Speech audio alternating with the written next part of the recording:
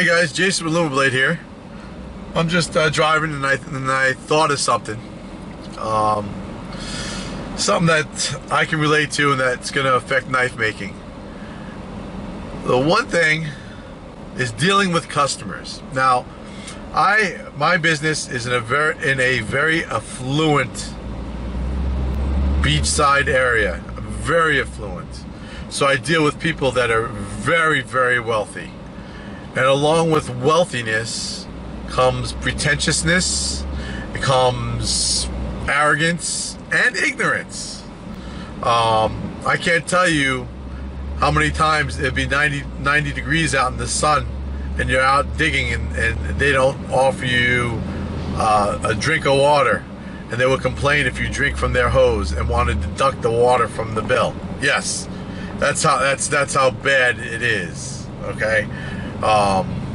So there's all kinds of customers out there. So that translates to knife making. In knife making, generally with a custom knife making business, you're going to get guys that know what they want and want what they know. They're going to, and I'm sorry, my GPS is going to go off because like I said, I'm trying to get to another job.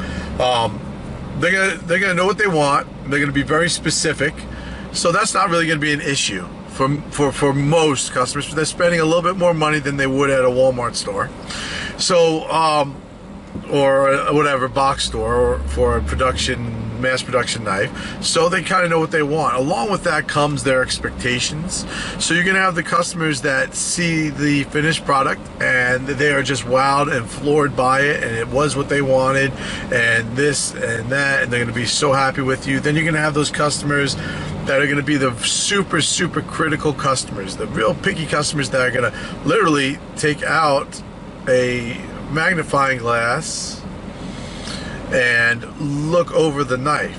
Okay, so we're going to talk about the latter, the customers, we're going to call them the micro-investigators, which they have the right to be because they're paying good money. And how this translates to your knife shop. You, as a knife maker, have to build every knife as if you're building it for one of these micro-investigators. The guys that'll show up, and there are those guys. I've had one show up with a loop and look over my blade. Now, I'm not the best knife maker in the world, and when I sell my knives, I tell them they're made by hand. I tell them there may be minor flaws, imperfections, things of that nature in them. If you inspect it prior to buying it. If you have any problems with it, you do not have to accept delivery of it. That's what I say, and I try really hard. So all I'm saying here is you really have to try your best. You absolutely have to do the best job that you are capable of doing with your skill set. Then you have nothing to worry about. You don't have to worry if something, is not right, because if it's something that's not right, it's something that you tried your best at and you just weren't able to to meet that level yet. So then let's go to the next customer. The next kind of customers, you're gonna have the looky-loo, the guy that's gonna want to touchy-feely, touch all your stuff, look at it. He's gonna bombard you with email questions. These are the customers that really eat up your time. But you have to, as a businessman, you have to entertain every single one of these customers and treat them as if they were serious. You got to treat everybody the same, because you know what? Not everybody's in the same economic position as other people, and some people can't afford to whack down $200, $300 on a pocket knife. So that one customer, this may be the only custom knife that he ever buys in his life. And he might be saving at $10 a week to buy a knife, and he's trying to get a feel. So he may buy a knife from you. And that same customer may be a guy that goes and spreads word of mouth about you, as a knife maker. So you have to treat everybody, whether, you'll get to know these guys pretty easily, who's going to be a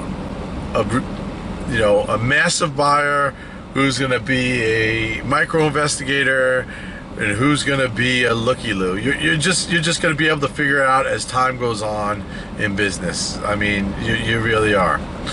Okay, so those are the three basic types of customers that you're gonna run into, and there's all other kinds. There's the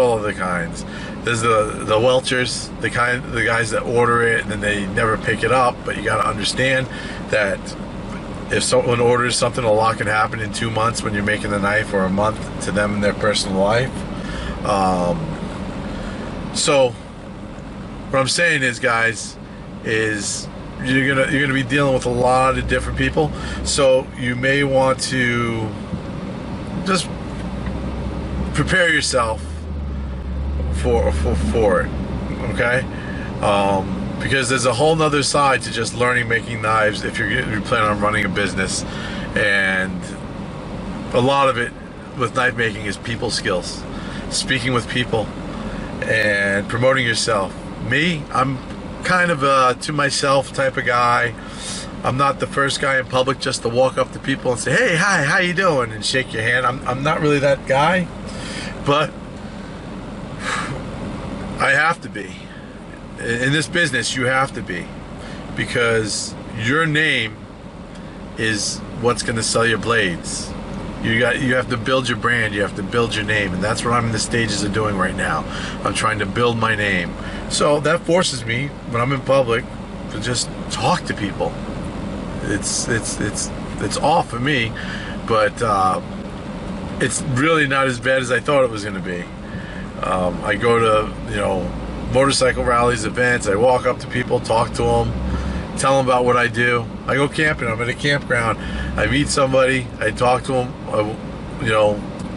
Talk to them about what I do, and next thing you know, the guy's following me on Facebook, on here on YouTube, and he's going to want to buy a knife, and he's a member of a couple of gun clubs, and he'll tell somebody, and that's how it is. Unfortunately, it's not instant gratification, and I don't have the funds for mass marketing, nor the capability to meet demand for my product if I were to mass market. So I'm starting small and thinking big. But all right, guys, that's my thoughts on that. Next time I'll be at the range.